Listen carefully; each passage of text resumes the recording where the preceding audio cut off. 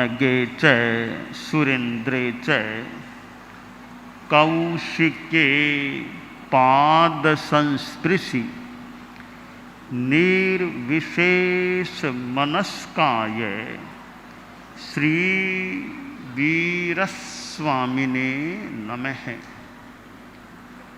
भगवती सूत्र में कहा गया है, नेरइया 10 ठाणा इम पच्चनुभवमाना विहरन्ति तंजहा अनिट्ठा सद्दा अनिट्ठा रूवा अनिट्ठा गंधा अनिट्ठा रसा अनिट्ठा फासा अनिट्ठा गति अनिट्ठा स्थिति अनिट्ठे लावन्ये अनिट्ठे जसे कित्ती अनिट्ठे उत्थान कम बल वीर्य पुरी सकार परक्कमी। असुर कुमारा 10 ठाणाइम पच्च अनुभवमाना विहरन्ति तंजहा इट्ठा सद्दा इट्ठा रूवा जाव इट्ठे उत्थान कम बल वीर्य पुरी सकार परक्कमे एवं जाव थणीय कुमारा। शास्त्र में नरक देवगति आदि के बारे में बताया गया है और इस संदर्भ में बताया कि नरक लोक, नीचे नरक लोक बताया गया है, उसमें जो जीव नैरयिक होते हैं यानी पाप करने वाले प्राणी नरक में जाते हैं और अच्छे प्राणी स्वर्ग में चले जाते हैं। पाप करने वाले मनुष्य भी कोई नरक में जा सकते हैं, अच्छे भले साधनाशील मनुष्य स्वर्ग में भी जा सकते हैं। नरक के बारे में बताया गया कि वहाँ एक अप्रिय अनिष्ट शब्द, अनिष्ट रूप, अनिष्ट गंध आदि आदि जो अप्रिय लगने वाली चीज़ें हैं वो उन नैरयिक नारकीय जीवों को मिलती है और वे नारकीय जीव हैं, वे अपना पुरुषार्थ भी अनिष्ट करते हैं। उधर जो देवता हैं असुर कुमार आदि की बात है, वे इसके विपरीत इष्ट शब्द इष्ट रूप आदि का अनुभव करते हैं और उनका उत्थान कर्म बल वीर्य पुरस्कार पराक्रम भी इष्ट होता है। यह भगवती सूत्र है हमारे जैन शास्त्रों में, जो श्वेतांबर हमारी परंपरा में शास्त्र मान्य हैं 32 शास्त्र, उनमें सबसे बड़ा विशाल काय आगम यह भगवई विआह पन्नति यानी भगवती सूत्र है। अनेक प्रकार के वर्णन इसमें उपलब्ध होते हैं। नरक, स्वर्ग, पुनर्जन्म आदि आदि अनेक विषय इसमें प्रस्तुत किए गए हैं। तो यह नरक और स्वर्ग का विषय भी, नरक और देवगति का विषय भी भगवती सूत्र में बताया गया है। कैसे नरक में रहने वाले जीव अप्रियता का और कष्ट का अनुभव करते हैं और देवगति में रहने वाले जीव किस प्रकार सुख का अनुभव करते हैं। आदमी को यह ध्यान देना चाहिए कि मैं ऐसे आचरण, ऐसे कार्य, ऐसे पाप न करूं जिसके कारण से मुझे नरक में जाना पड़े। मैं अच्छे मार्ग पर चलूं और बाल पीढ़ी में ये अच्छे संस्कार आ जाते हैं कि जीवन कैसे जीना, अच्छा जीवन जीना। विद्यार्थी स्कूल में प्रार्थना सभा में उपस्थित थे, प्रार्थना हो गई। प्रार्थना के बाद जो हेडमास्टर साहब थे वो कई बार बच्चों को थोड़ी देर के लिए कुछ और भी बातें बताया करते। तो एक दिन हेडमास्टर साहब उन्होंने कहा कि ये जो भगवती सूत्र में जैसे बात आई है, नरक में कष्ट और स्वर्ग में सुख है, तो मानो ऐसी ही बात मास्टर साहब ने बताई कि देखो बच्चों, मरने के बाद में कई मनुष्य नरक में जा सकते हैं और कई मनुष्य स्वर्ग में भी जा सकते हैं। जो नरक में जाते हैं वे वहाँ कष्ट पाते हैं, दुख पाते हैं, और जो स्वर्ग में जाते हैं वे वहाँ सुखी रहते हैं, सुख पाते हैं। यह धर्मशास्त्रों की बात है। मास्टर साहब ने थोड़ा विस्तार से नरक स्वर्ग के बारे में बताया। बताने के बाद विद्यार्थियों से प्रश्न किया कि छोटे छोटे बच्चे थे कि बताओ तुम में से स्वर्ग में कौन कौन जाना चाहते हो।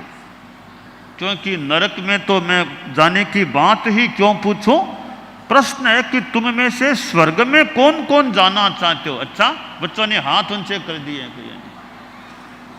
कि स्वर्ग में जाना चाहते हैं। अच्छा, इधर भी हाथ ऊंचे हो गए, इधर भी कई हाथ ऊंचे हो गए। तो यो हाथ ऊंचे प्राय बच्चों ने कर दिए, किंतु एक बच्चा था जिसने हाथ ऊंचा नहीं किया था। तो मास्टर साहब ने ध्यान से देखा और तो सब ने हाथ ऊंचे कर दिए हैं, केवल एक बच्चे ने हाथ ऊंचा नहीं किया। तो मास्टर साहब ने उस बच्चे को आगे बुलाया कि बस इधर आओ। बच्चा खड़ा होकर मास्टर साहब के पास चला गया, मास्टर साहब को प्रणाम किया। हेडमास्टर साहब बोले कि देखो इतने बच्चों ने हाथ ऊंचा कर दिया। जब मैंने ये पूछा कि स्वर्ग में कौन कौन जाना चाहते हो, तो हाथ ऊंचा इतने बच्चों ने कर दिया, यानी उनकी स्वीकृति है, इच्छा है कि वे स्वर्ग में जाना चाहते हैं। तो तुमने हाथ ऊंचा क्यों नहीं किया? क्या तुम स्वर्ग में नहीं जाना चाहते? अब वो बच्चा बोला कि सर, मेरा विचार यह है, मैं स्वर्ग में जाना नहीं चाहता, मैं भारत की धरती पर स्वर्ग लाना चाहता हूं। धरती पर स्वर्ग लाना चाहता हूं, तो मैं जाना नहीं चाहता स्वर्ग में, मैं तो मेरे देश की धरती पर स्वर्ग लाना चाहता हूं। छोटा सा बच्चा था, यह जवाब दिया। तो मास्टर साहब ने कहा, रे तुम्हारे हाथ की बात है क्या स्वर्ग को धरती पर लाना? तो बच्चा बोला, मास्टर साहब वो ऊपर वाला स्वर्ग तो भले नीचे न भी आए, पर मैं बड़ा होकर ऐसा कार्य करना चाहता हूं कि मेरे देश के नागरिकों में अच्छे संस्कार लाऊं। अहिंसा, नैतिकता, संयम, भाईचारा, मैत्री, ऐसे संस्कार भरने का प्रयास करूं। मैं ही नहीं, और भी ऐसा प्रयास करें। और जब हमारे देश में मैत्री, अहिंसा, नैतिकता, संयम ये संस्कार होंगे, तो एक प्रकार का स्वर्ग हमारे देश की धरती पर आ जाएगा। बच्चों में अच्छे संस्कार आए, ज्ञान भी बढ़ना चाहिए, तो ज्ञान के साथ अच्छे संस्कार भी आने चाहिए। भगवती सूत्र में जो यह बताया गया कि नरक में वे कष्ट के रूप में अनुभव करते हैं और देव अच्छे रूप में अनुभव करते हैं, तो बच्चे अच्छे होते हैं, बाल पीढ़ी अच्छी होती है, तो आशा की जा सकती है देश का भविष्य भी अच्छा हो सकता है, क्योंकि आखिर तो बच्चे ही तो कभी बड़े बनते हैं, बच्चे ही तो बड़े होकर पदों पर आते हैं। तो शुरू में तो सब बच्चे ही होते हैं, अच्छा विकास हो जाता है, अच्छे संस्कार होते हैं, तो ऐसे बच्चे फिर बड़े मनुष्य महापुरुषों के रूप में भी सामने प्रस्तुत हो जाते हैं।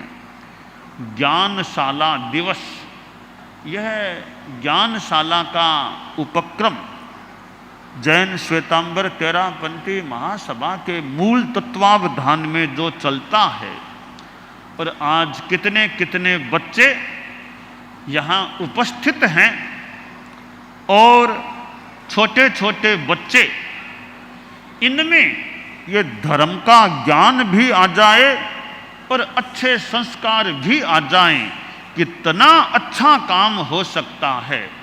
यह ज्ञानशाला का कार्यक्रम बड़ा उपयोगी कार्यक्रम, महत्वपूर्ण कार्यक्रम, निष्पत्ति मूलक कार्यक्रम प्रतीत हो रहा है कि बच्चों में अच्छे संस्कार आएं। ज्ञानशाला का तो एक स्थायी सा कार्यक्रम चलता है, और पिछले चतुर्मासों में और मुंबई के इस चतुर्मास में भी मैंने देखा, कई वर्षों में ये अनुव्रत के द्वारा किड जोन का भी उपक्रम चलता है। मैं यहाँ भी गया था, और यहाँ तो मुझे थोड़ा और विशाल किड जोन का एक उपक्रम प्रारूप लगा। तो किड जोन के द्वारा जैन अजैन कोई भी बच्चे, उनमें भी संस्कार भी दिए जा सकते हैं। तो ये संस्कार देने का जो कार्यक्रम है कि अच्छे संस्कार आएं, वह अपने आप में एक महत्वपूर्ण कार्यक्रम हो जाता है।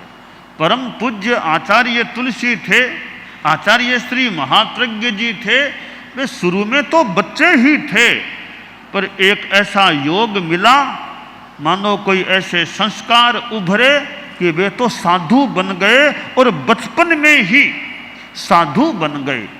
आचार्य तुलसी जीवन के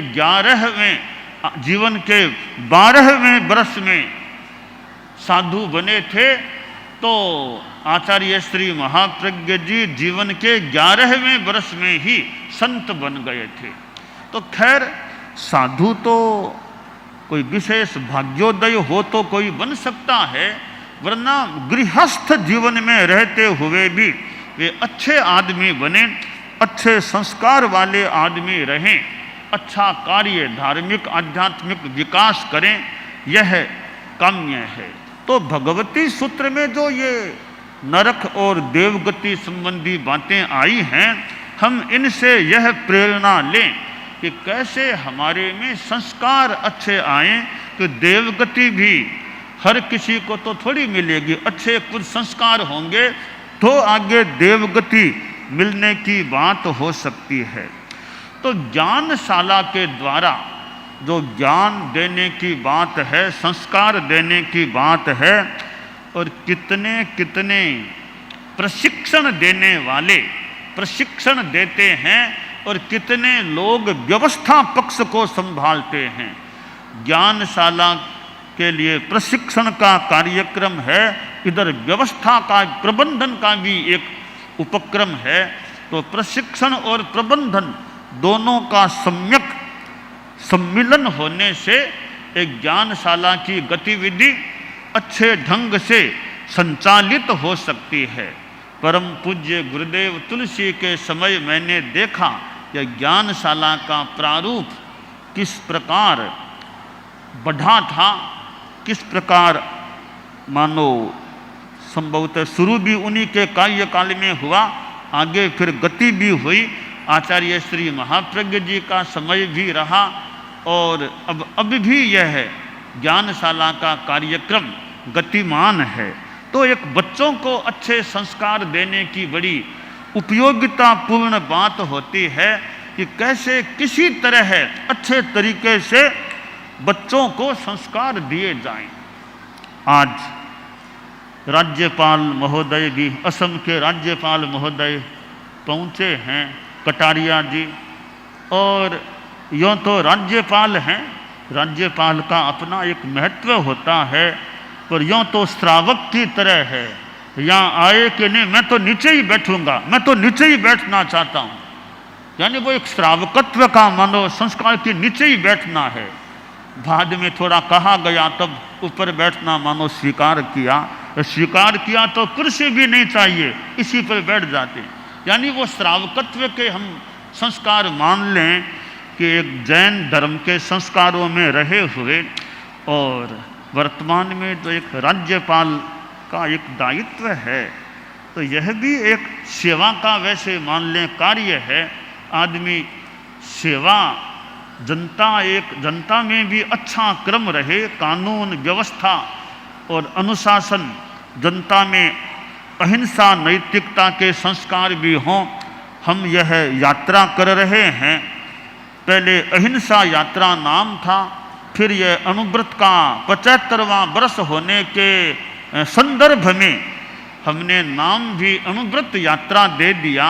और अनुव्रत विश्व भारती सोसाइटी के तत्वावधान में ये अनुव्रत अमृत महोत्सव वर्ष जो चल रहा है, आपने भी कहा था कि यह अमृत महोत्सव का वर्ष, तो यह अनुव्रत का कार्यक्रम आचार्य तुलसी ने जो चलाया था कि जैन अजैन कोई भी हो, मूल नैतिकता अहिंसा ये संकल्प आदमी में रहें।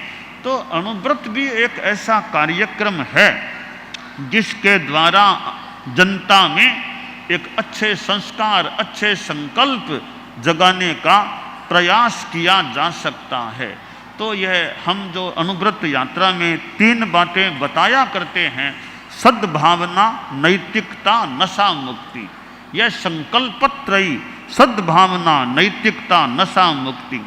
आदमी मैत्री भाव रखे, किसी भी जाति का आदमी हो, किसी भी संप्रदाय को मानने वाला हो, दंगा फसाद मार काट हिंसा हत्या इन जाति और संप्रदाय आदि के आधार पर नहीं होना चाहिए, मैत्री भाव रहना चाहिए।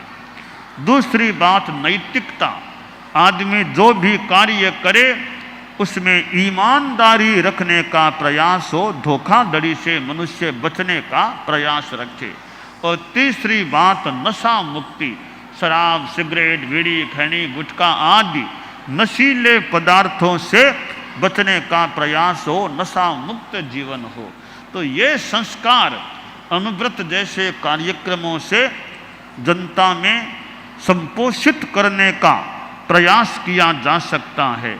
तो यह हमारा चतुर्मास सन 2023 का जो यहाँ हो रहा है, और श्री कटारिया जी का यहाँ आना हुआ है, और कटारिया जी से वैसे पुराना हमारा परिचय संपर्क है थोड़ा गुरुदेव के समय से, और कटारिया जी भी खूब अच्छी सेवा धार्मिक आध्यात्मिक भी जो हो सके, क्योंकि राज्य में आर्थिक विकास भी मान लो चाहिए, भौतिक विकास चाहिए, तो साथ में ये नैतिकता आध्यात्मिकता ये भी तत्व पुष्ट रहें तो राज्य अच्छा रह सकता है। यानी कानून व्यवस्था अनुशासन है कि एकदम ऑटोमेटिक प्राय काम चलता रहे, जनता अच्छे रास्ते पर चले, ऐसे संस्कार राज्य की जनता में होते हैं तो एक बहुत अच्छा रहता है। पुलिस की व्यवस्था आदि आदि है, पुलिस ड्यूटी पर तो है, पुलिस को भी ज़्यादा परिश्रम न करना पड़े, जनता अनुशासित होती है, प्रजा संस्कारी होती है, तो पुलिस की व्यवस्था तो मान लो रह सकती है। पुलिस एक तरह से बेकार, यानी उनको ज़्यादा काम नहीं करना पड़ता, परिश्रम नहीं करना पड़ता, जनता स्वतः अनुशासित होती है। तो ये अच्छे संस्कार जनता में रहें, यह अपेक्षित है। तो भगवती सूत्र में ये नरक देवगति की आदि की बातें आई हैं, तो हमारा जीवन अच्छा हो, किसी को नरक में न जाना पड़े, हमारे संस्कार अच्छे हों, ज्ञानशाला की गतिविधि भी खूब धार्मिक आध्यात्मिक विकास करती रहे, यह मंगल काम।